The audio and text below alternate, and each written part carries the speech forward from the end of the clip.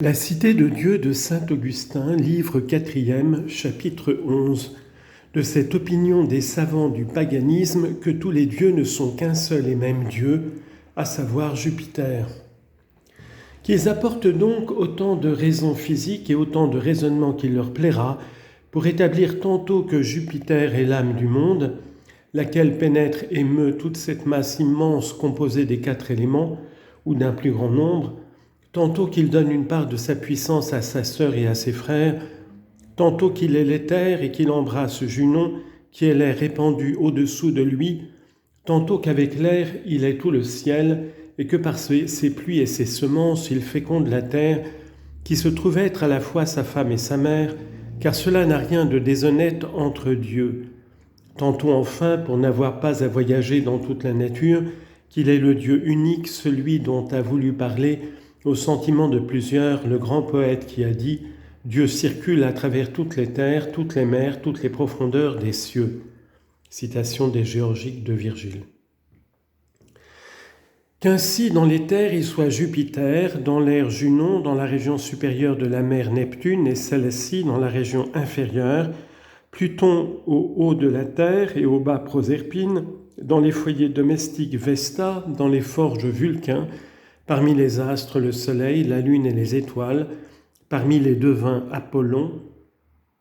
dans le commerce Mercure, en tout ce qui commence Janus et Terminus, en tout ce qui finit, dans le temps Saturne, dans la guerre Mars et Bellone, dans les fruits de la vigne Libère, dans les moissons Cérès, dans les forêts Diane, dans les arts Minerve, enfin qu'il soit encore cette foule de petits dieux, pour ainsi dire plébéiens, qu'il préside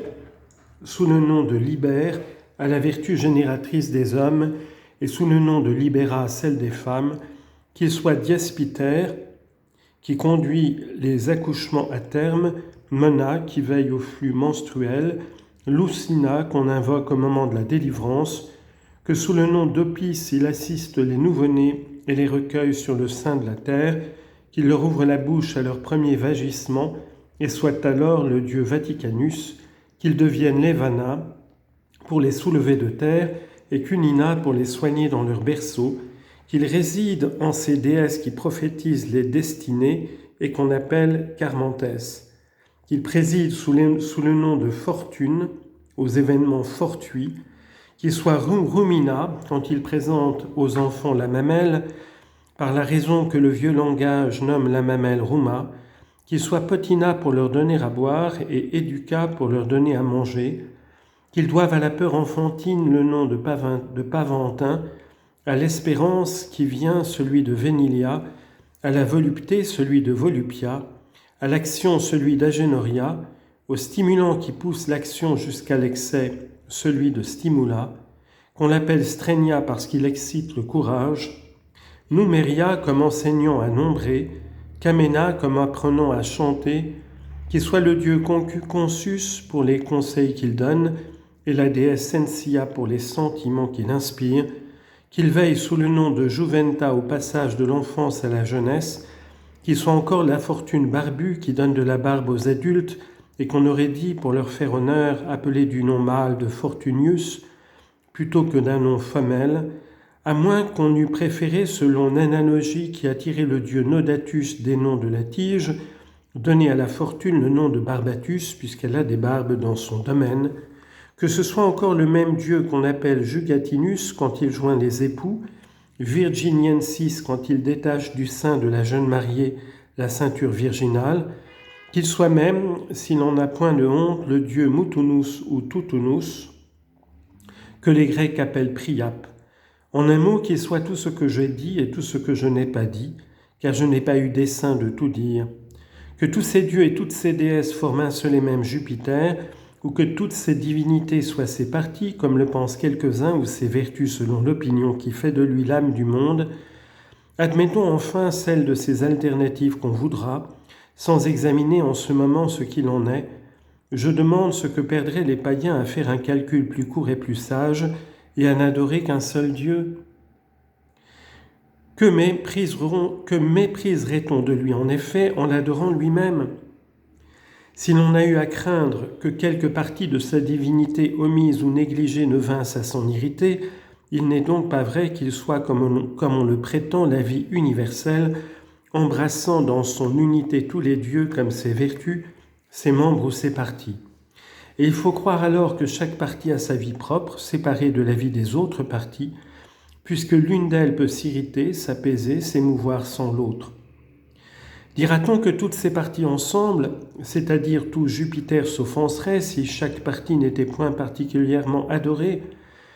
Ce serait dire une absurdité, car aucune partie ne serait négligée du moment qu'on servirait celui qui les comprend toutes.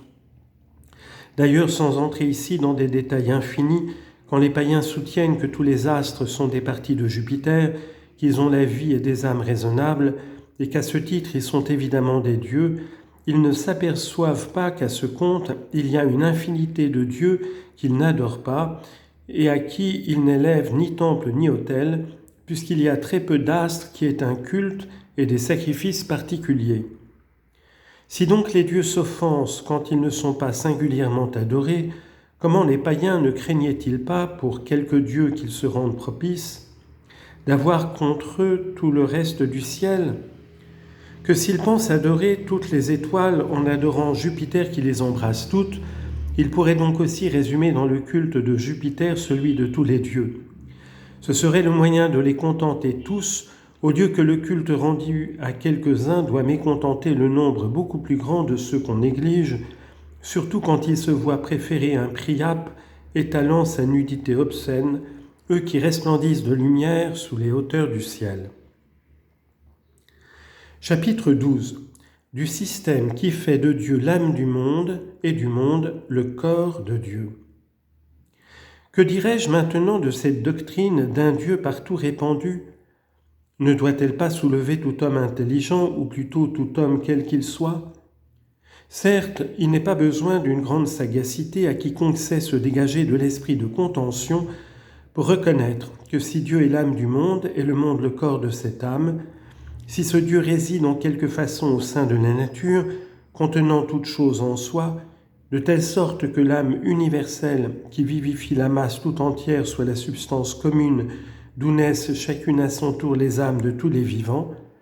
il suit de là qu'il n'y a aucun être qui ne soit une partie de Dieu. Or, qui ne voit que les conséquences de ce système sont impies et irreligieuses au suprême degré, puisqu'il s'ensuit qu'en marchant sur un corps, je marche sur une partie de Dieu, et qu'en tuant un animal, c'est une partie de Dieu que je tue. Mais je ne veux pas dire tout ce que peut ici suggérer la pensée, sans que le langage puisse décemment l'exprimer. Chapitre 13. Du système qui n'admet comme partie de Dieu que les seuls animaux raisonnables.